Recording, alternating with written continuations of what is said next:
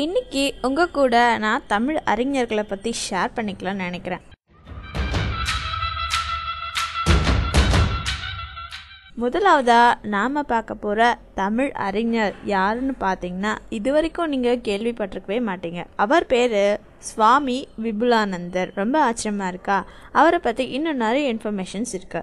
கேட்குறீங்களா? தமிழர்களோட இசைக்கருவியான யாழ் அது பற்றியும் அதோட வகைகளை பற்றியும் ஆராய்ந்து யாழ் நூல் அப்படின்ற ஒரு நூலை இயற்றியவர் தாங்க இந்த விபுலானந்தர். அன்றைய இலக்கிய உலகத்துல பெரிதும் மதிப்பிடப்பட்ட மாடர்ன் ரிவ்யூ அப்படின்ற இதழில் தமிழின் ஒலி மரபு, அதாவது ஃபோனடிக்ஸ் இன் தமிழ் அப்படின்னு சொல்லுவோம் இல்லையா, அதை பற்றின கட்டுரையை எழுதினவர் தான் இவர். இலங்கை தமிழர்களிடையே பாரதியாருடைய பெருமைகளை பரப்பியவர் சுவாமி விபுலானந்தர்.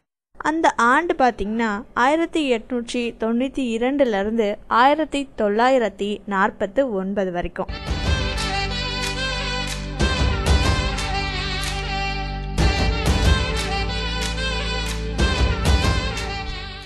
திருகோணமலை இந்து கல்லூரியில் பாரதி படத்தை பார்த்த ஒருவர் இவரிடம் கேட்டாராம், யார் இந்த தலப்பாக்கட்டு ஆசாமி அப்படின்னு கேட்டிருக்காரு. அதுக்கு விபுலானந்தர் பதில் என்ன சொன்னார்னு தெரியுமா?